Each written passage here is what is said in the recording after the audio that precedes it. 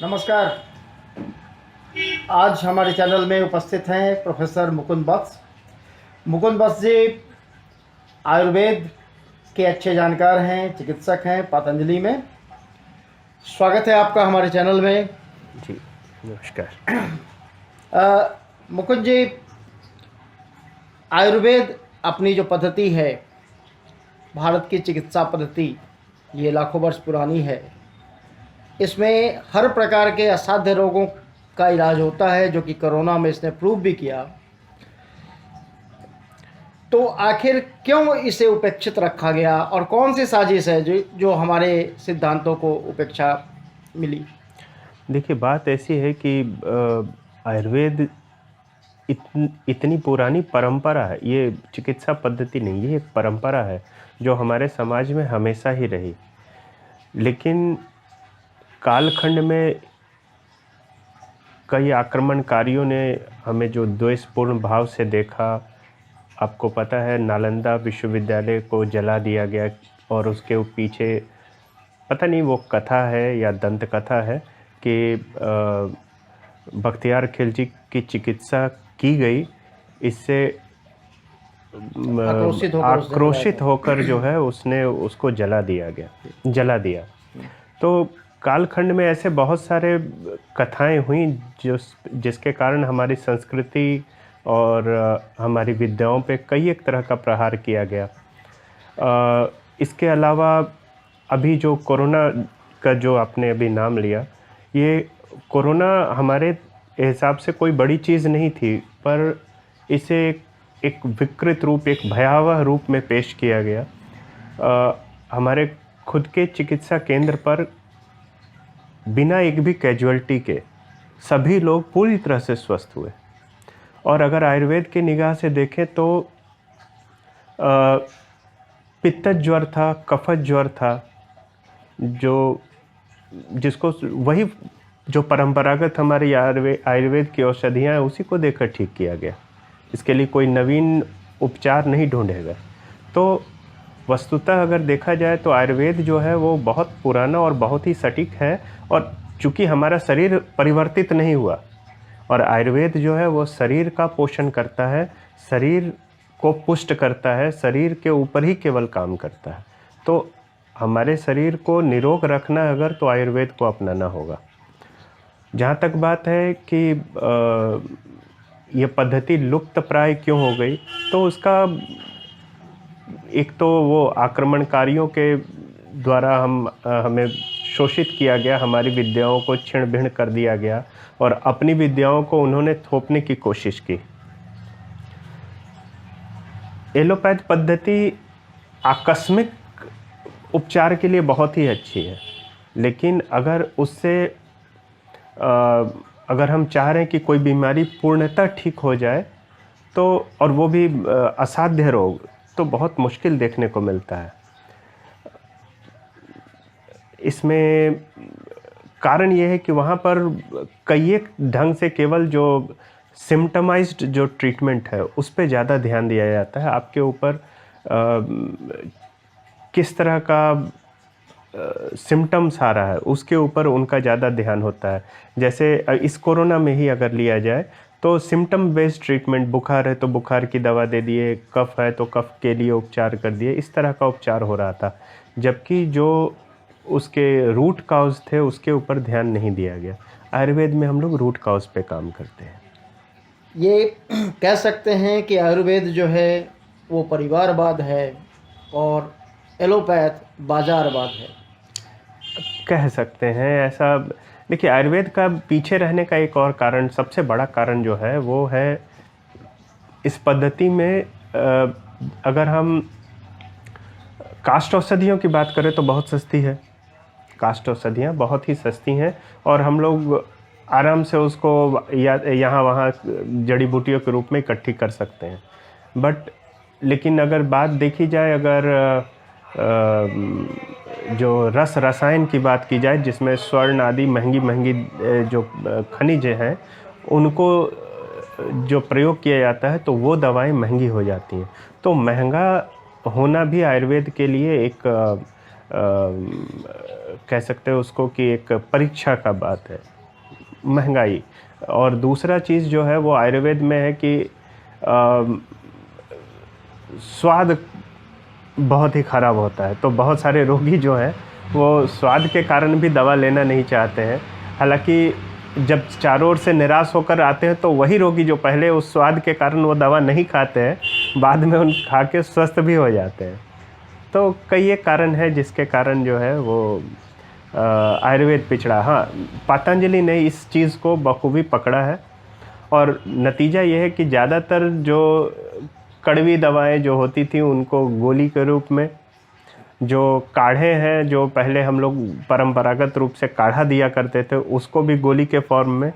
तो एक एलोपैथ को बहुत ही कह लीजिए तगड़ा एक काउंटर अटैक दे रहे हैं वो आयुर्वेद की तरफ से। और जो एक और ड्रॉबैक जो था, दवाएं महंगी होती थी, तो पतंजलि ने उन दवाओं को काफ़ी सस्ती करके मार्केट में उतारा है, जिसके कारण आज अभी कुछ दिन पहले मैं एक डेटा देख रहा था, तो अंग्रेजी दवाओं की सेलिंग जो है अकेले पतंजलि की वजह से काफ़ी पीछे गई है। तो दोनों में फ़र्क है ना। एलोपैथ वाले लोग डॉक्टर को खुश करने के लिए दवाई महंगे बेचते हैं और आयुर्वेद में किसी को खुश करने की आवश्यकता नहीं है, लगभग दवाइयाँ घर में भी उपलब्ध होती हैं। बिल्कुल बिल्कुल बिल्कुल। तो इसलिए तो मैंने कहा कि ये परिवारवाद है, परिवार के बीच की चीज़ है। तो हमारे यहाँ ये सदियों से वैसे ही चलता आया है। एक वैद्य जो है एक गांव में हुआ करते थे और सभी का उपचार उनके जिम्मे ही रहा करता था, और वो उस दवा को बनाने में समाज के सभी वर्गों का बराबर सहयोग मिला करता था। कुछ उसको उपजा के ले आए, कुछ लोग जो हैं वो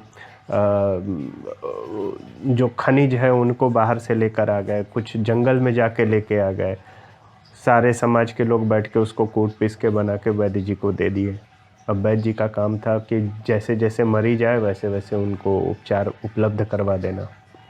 तो वाकई आपका जो कहना है वो सही है। एक तरीके से कहिए कि पारिवारिक औषधि केंद्र के रूप में काम करता था वो, और अभी जो है वो बाजार सन्निहित हो गया है। अपनी दोनों पद्धतियाँ जो थी, शिक्षा और स्वास्थ्य, दोनों पारिवारिक थी। गुरुकुल भी था, वो परिवार के अनुसार था, और चिकित्सा भी। बिल्कुल। और अंग्रेज़ों ने जानबूझकर नष्ट किया कि परिवार टूटेगा तो समाज टूटेगा। देखिए, अगर आप अंग्रेज़ों की बात करें तो अंग्रेज़ जो है यहाँ पर कल्याण करने तो आए नहीं थे। वो यहाँ बाजार ढूंढते हुए आए थे और एक व्यापारी थे, तो उन्होंने व्यापारी जैसा ही बर्ताव भी किया। हमारी पद्धतियों को नष्ट कर दिया, क्योंकि हम लोग उसी में अपने आप में ही एक छोटे से गांव में ही सन्निहित थे, सभी कुछ वहीं हो रहा था। अब अगर वैसा रहा होता तो उनको एक बाज़ार नहीं मिलता, तो उन्होंने उस चीज़ों को तोड़ा। तुरंत एक्शन करने वाली दवाओं का विकास जो क्रमिक कालखंड में हुआ, तो उस चीज़ों को यहाँ लेकर आए। पहले जो बुखार में हम लोग लंघन कराकर बुखार ख़त्म कर देते थे, मतलब लंघन का मतलब भोजन नहीं देते थे उनको, बिना कुछ खाए पिए ऐसे ही रहना होता था, तो बुखार खुद ब खुद ख़त्म हो जाता था। तो ये जो पीड़ित है वो और ज़्यादा पीड़ित अपने आप को महसूस करता था कि भाई हमको भूख लगा है, खाने को कुछ नहीं दे रहे हैं। तो अब क्या है, अब उसको गोली खाते हैं, बुखार उतर जाता है।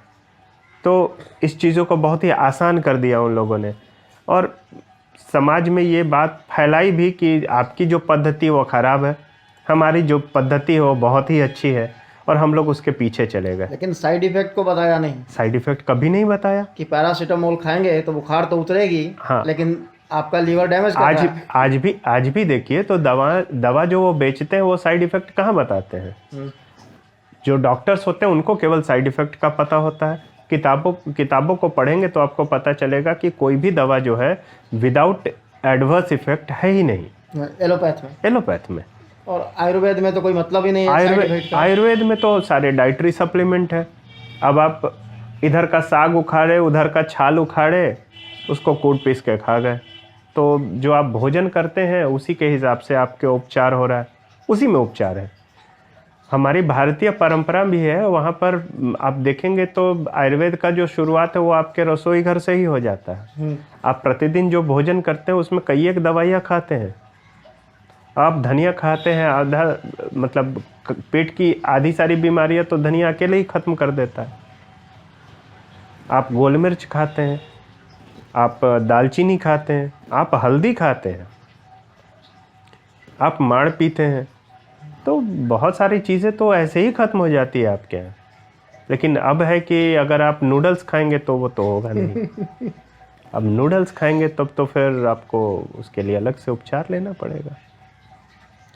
एक्चुअली आयुर्वेद अगर फिर से वापस अपने जगह पे आ गया तो ये महंगे महंगे 5 स्टार होटल्स कम हॉस्पिटल जो हैं उनमें तो ताले लगने तय हैं। बिल्कुल बिल्कुल लग रहे हैं, लगने वाले नहीं हैं, लग रहे हैं।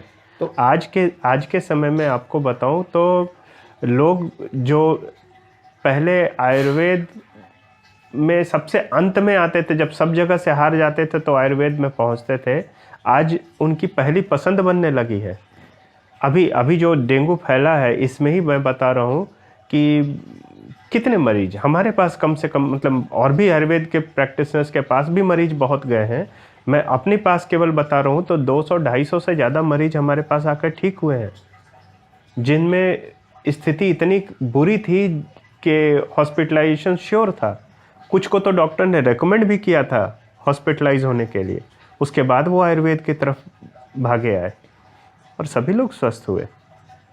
तो हॉस्पिटलाइजेशन जो है वो, मैं ये नहीं कर रहा हूँ कि किसी भी स्थिति में हॉस्पिटलाइजेशन होने की ज़रूरत नहीं है, बट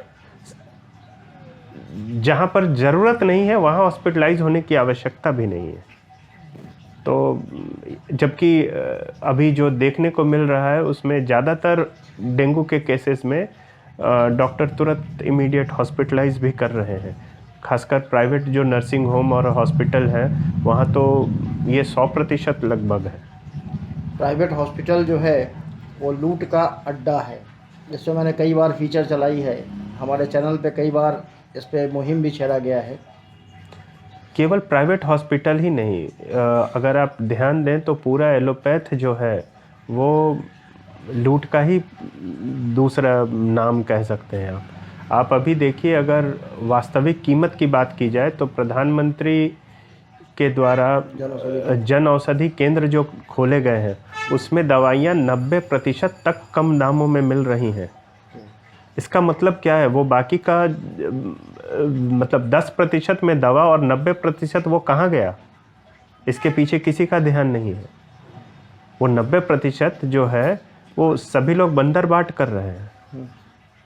जबकि आयुर्वेद की अगर बात की जाए तो आयुर्वेद में इस तरह का कहीं ऐसा खेल देखने को मिलता नहीं है। न डॉक्टर्स को कमीशन मिलता है, न रिटेलर्स को ज़्यादा कुछ मिलता है। तो इसलिए आपको आयुर्वेदिक दवा की दुकानें भी बहुत कम देखने को मिलती हैं। तो आयुर्वेद जो है वो जनसेवा के लिए ही बना है और जनसेवा ही कर रहा है। जी। आप हमारे दर्शकों को कोई संदेश देना चाहें? दर्शकों को यही संदेश देना चाहेंगे कि भगवान न करे अगर आप बीमार कभी पड़े तो पहले घर की रसोई से चिकित्सा शुरू करें और उसके बाद आयुर्वेद की शरण में जाएं। हाँ, इमरजेंसी हो तो निश्चित रूप से एलोपैथ की तरफ जाएं, बट अगर बहुत इमरजेंसी नहीं है तो पहले आयुर्वेद की तरफ जाएं जहाँ पर एडवर्स इफ़ेक्ट बिल्कुल ही नहीं है। जी, धन्यवाद आपका समय देने के लिए।